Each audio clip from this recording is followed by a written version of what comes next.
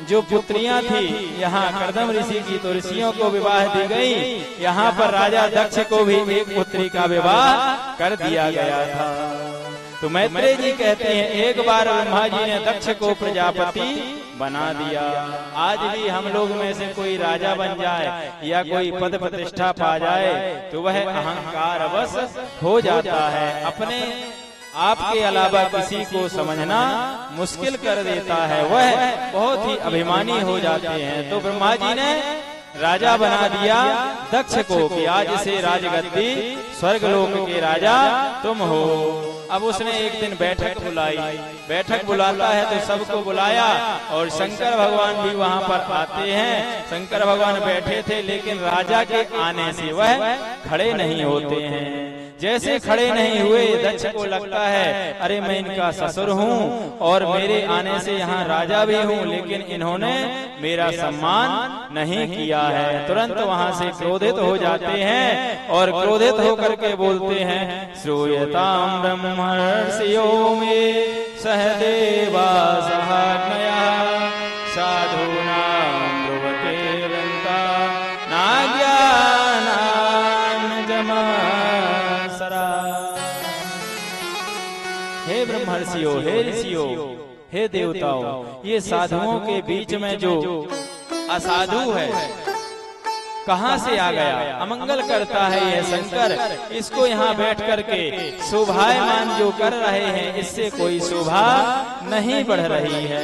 इस प्रकार से कई प्रकार के उलाहने देने लग गए, कई प्रकार के वार्तालाप शंकर भगवान से करने लग गए। शंकर भगवान कहते हैं यहाँ पर कुछ बोलना बेकार है और शंकर भगवान वहां से चले आते हैं। नंदीश्वर तो क्रोधित होते हैं और नंदीश्वर तो वहां पर श्रापा श्रापी होती है और नंदी भी वापस आ जाते हैं। और जैसे ही आते हैं और घर में पार्वती जी से कुछ नहीं बताते हैं, सती जी से भगवान शंकर, क्योंकि उनके पिताजी थे। अगर घर में बताएंगे तो पुत्री उनको लगता था यह अपने पिताजी का पक्ष जरूर लेंगे। अब कुछ समय बीतता जाता है, जैसे ही समय बीतता गया और वहां पर एक बार राजा दक्ष ने सोचा कि मैं इनका अपमान का बदला कैसे लूं, तो उन्होंने कनखल में हरिद्वार की नगरी में जाकर के सुंदर यज्ञ का उद्घाटन किया। यज्ञ करने के लिए उद्यत हुए, सभी देवी देवताओं को निमंत्रण देते हैं और निमंत्रण दे करके सभी देवी देवता यज्ञ में भाग लेने के लिए पहुंचने लग जाते हैं। अब जब शंकर जी को निमंत्रण नहीं आया तो सती जी पूछती हैं कि अरे पतिदेव, हमारा निमंत्रण नहीं आया, हो सकता है पिताजी भूल गए होंगे मुझे, लेकिन सब लोग तो जा रही हैं, मेरी सखियां जा रही हैं।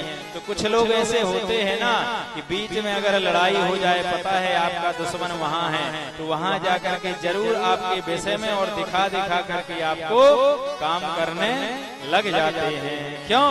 क्योंकि उनको जलन पैदा हो जाए। तो वहां पर भी जो सखियां थी, तो शंकर जी तो कैलाश पर्वत में बैठते थे, तो सब अपने अपने रथ से जा रही थी। लक्ष्मी जी वगैरह तो सब हंसती हैं, अरे सती आप नहीं जा रहे हैं, आपके मैके वाले पिताजी तो यज्ञ कर रहे हैं। तो बोले यज्ञ में हमको तो निमंत्रण आया नहीं। शंकर जी से पूछते हैं, अरे प्रभु, पिताजी ने निमंत्रण देना भूल गए होंगे, लेकिन मैं जाती हूँ, बताऊंगी, और अपने पिता के घर जाना कोई दोष नहीं है, मुझे जाना चाहिए। शंकर जी ने बुलाया, अरे तुम्हारे पिता भूल नहीं गए हैं, उन्होंने यह यज्ञ मुझसे दुश्मनी निभाने के लिए ही किया है, तुम मत जाओ, तुम्हारा भी वहां अपमान होगा। इसलिए यह सोच करके, लेकिन शंकर जी नहीं जाते, कह देते पार्वती सती तुम्हारी बहुत ज्यादा इच्छा है तो तुम जाओ और मैं जाने वाला नहीं हूँ, क्योंकि वहाँ अपमान होगा। तो यहाँ पर जब चल देते हैं तो कहा गया है, आत ही हर से नहीं नैनन नहीं स्नेह, और तुलसी कहा न जाए जहाँ कंचन बरसे में। आवत ही हर से नहीं, नैनन नहीं स्नेह, तुलसी तहा न जाइए, चाहे कंचन बरसे मेघ। जो आव भाव ना कर सके, बाबा तुलसीदास कहते हैं, वहां चाहे मेघ सोना ही सोना बरसाएं। जब आपको निमंत्रण नहीं दिया गया है और ना कहा गया है, ना बुलाया गया है, तो आप वहां कदापि मत जाओ, नहीं तो वहां आपका अपमान होगा ही होगा। तो यहाँ पर पार्वती सती जी नहीं मानती हैं, बोले शंकर जी दो चार गणों को भेज देते हैं और भेज करके पहुंचा देते हैं। यहाँ सती जी जैसे पहुंचती हैं कि गेट पर कोई नहीं मिलता है, पिताजी मिलते हैं तो तुरंत अपना मुख अगले साइड को कर लेते हैं, सती की तरफ देखते भी नहीं हैं। जब देखते नहीं हैं तो सती को शंका हो गई, अच्छा पिताजी अभी क्रोधित हैं, जाती हूँ देखती हूँ माँ से मिलती हूँ, क्योंकि पुत्री हमेशा माँ से अधिक प्रेम रखती है। तुरंत अगर पिताजी क्रोधित हैं तो अपने माँ के पास में जाती है। माँ तो कुपुत्रो जायेता क्वचिदपि कुमाता न भवति, माता को माता नहीं होती है, पुत्र को पुत्र हो सकता है। तो इसलिए जाकर के वहाँ सती जी भी अपनी माता से भेंट करती हैं और माता जैसे मिलती हैं तो गले लगा लेती हैं। दक्षिण कछु पूछे कुशलाता, दक्षिण कछु पूछे कुशलाता, दक्षिण कछु पूछे कुशलाता, दक्षिण कछु पूछे कुशलाता, सती बिनो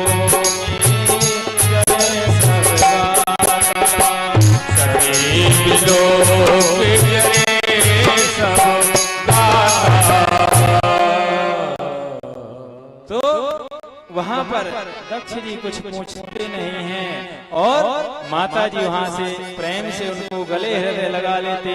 सादर भर भले मिले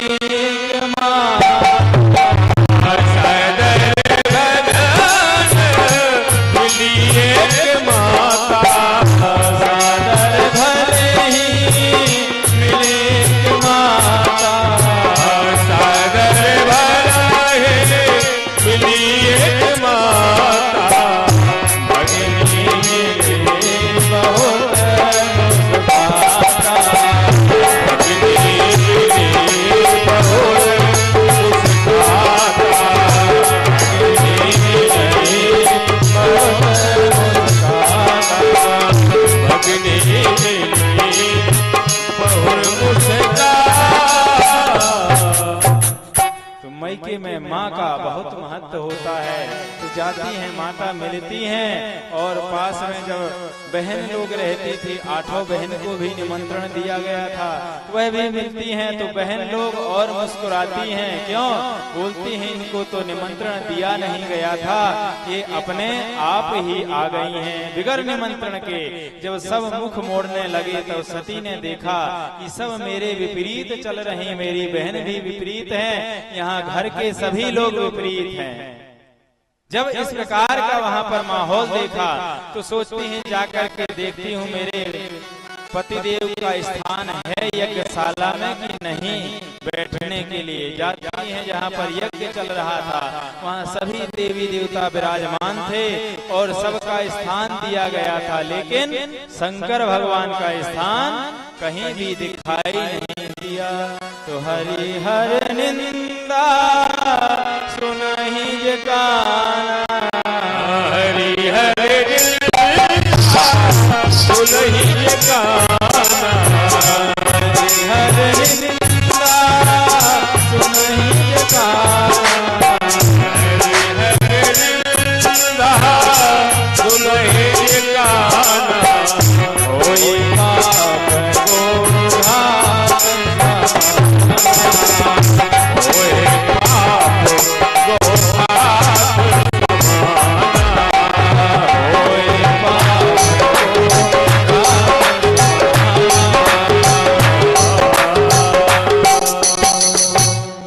इस प्रकार से वहां पर हरि हर निंदा सुनहि जे काना, होए पाप गोघात समाना।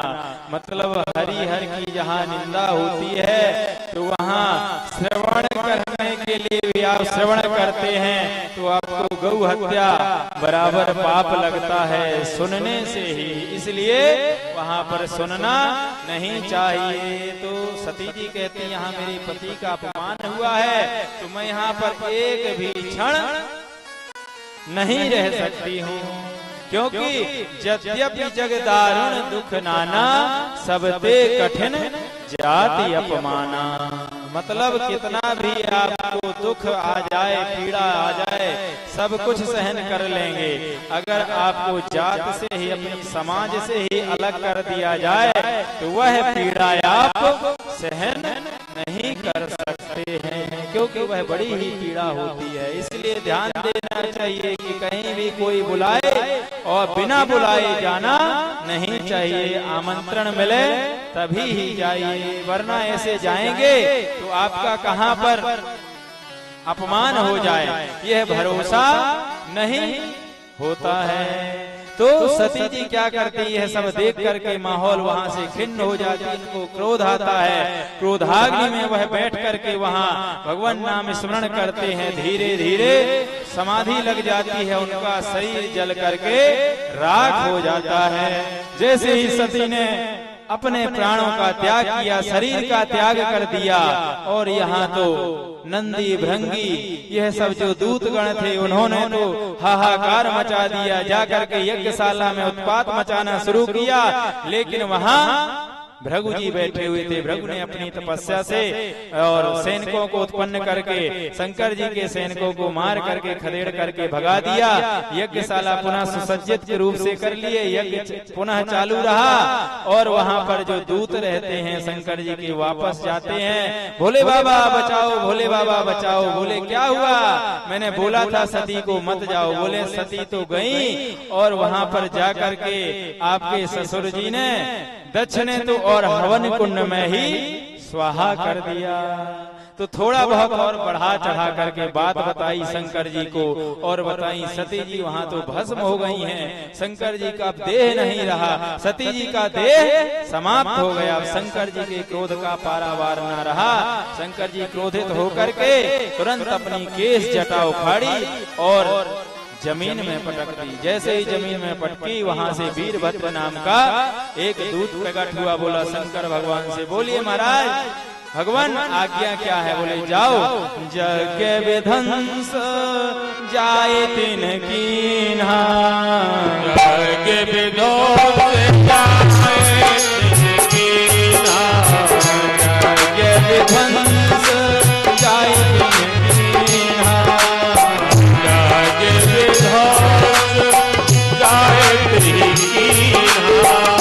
सकल सुरन विध पद फल दीना, सुरन विध फल दीना, यज्ञ विध्वंस जाए तिन कीन्हा, यज्ञ विध्वंस जाए तिन कीन्हा, सकल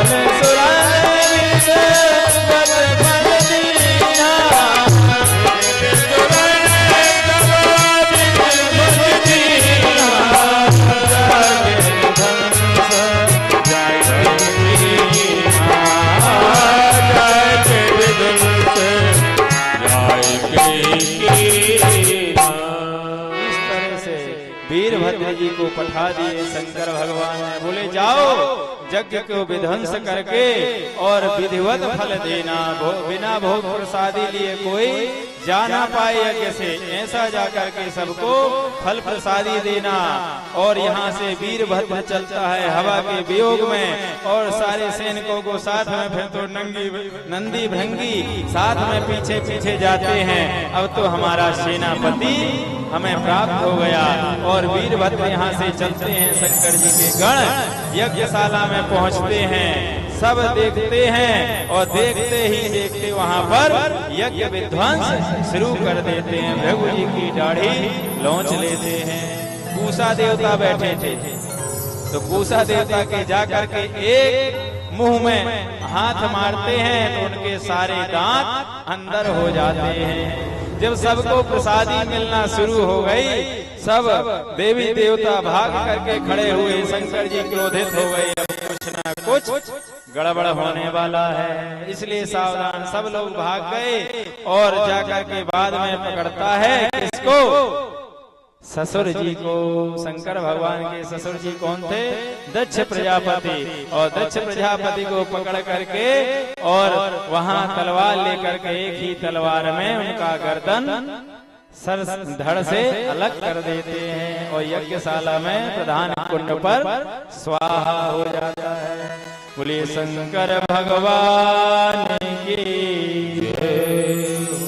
जैसे ही वहां पर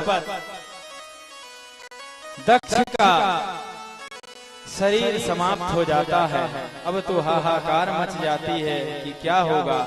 सभी देवी देवता भाग जाते हैं और यज्ञ विध्वंस हो जाता है। अब सोचते हैं क्या किया जाए। वहां पर सूचना दे देते हैं शंकर भगवान को, महाराज यज्ञ तो विध्वंस हो गया है, सब कुछ समापन हो गया है। अब यहाँ पर कुछ पुराणांतर्गत प्रसंग आता है कि भगवान भोलेनाथ भी बाद में आते हैं और सती को जलता हुआ देखते हैं तो उनका शरीर लेकर के और चल देते हैं। जैसे शरीर चल देते तो सती जी का जो अंग है, एक एक अंग शरीर से टूट टूट करके गिरता है तो हिंक्यामन शक्तिपीठ निर्माण हो जाती हैं, जो आज भी हैं। कहीं कहीं किसी में प्रसंग आता है 108 शक्तिपीठ हैं, कहीं कहीं 56 शक्तिपीठ आज खोज ली है। 56 शक्तिपीठों का नाम खोज लिया गया, स्थान जागृत है, लेकिन 108 अभी नहीं है। हो सकता है छोटे छोटे ग्रामों में भी कहीं पर भी माता पार्वती का अंग पड़ा हो, जो सिद्ध पीठ हैं, उनका जागरण नहीं हो पाया, लेकिन वह शक्तिपीठ जरूर है। तो इस प्रकार से वह शक्तिपीठों में वर्णित हो गई थी और शंकर जी जाकर के पुनः अपने कैलाश पर्वत में निवास करने लग गए। जब वहां निवास करते हैं और कुछ समय बीतता है, ब्रह्मादि देवता विष्णु देवता पहुंच जाते हैं और कहते हैं, सोचते हैं कि क्या किया जाए। यज्ञ तो पूर्ण होना बहुत जरूरी है, क्योंकि इससे अनाचार फैल जाएगा। तो बोले पहले शंकर भगवान के पास में जाएं, जब तक शंकर भगवान को प्रसन्न नहीं करेंगे तो काम बनने वाला नहीं है, यज्ञ पूर्ण होने वाला नहीं है। तो शंकर भगवान के पास में जाते हैं और निवेदन करते हैं, कर्पूर गौरम करुणावतारम संसार सारम भुजगेन्द्रहारम सदा वसंतम हृदयारविंदे भवम भवानी सहितम नमामि भवम भवानी सहितम नमामि।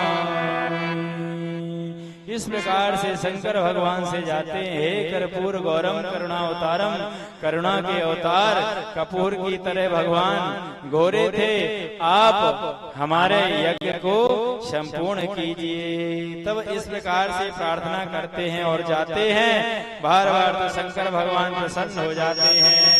शंकर भगवान जैसे ही प्रसन्न होते हैं और कहते हैं कि जब हमको यज्ञ में भाग नहीं मिलना है, जब यज्ञ में भाग नहीं मिलना है तो हम यज्ञ करने के लिए क्यों जाएं। ब्रह्मादि देवता कहते हैं, विष्णु देवता और कहते हैं कि आपको प्रधान रूप में ईशान कोण में आपको जगह दी जाएगी। इस प्रकार से जब वहां पर शंकर भगवान को प्रसन्न करने के लिए सभी देवी देवता उनको यज्ञशाला में भाग देते हैं। आज भी यज्ञशाला में देखिए तो ईशान कोण में शंकर भगवान का स्थान दिया जाता है। यज्ञशाला के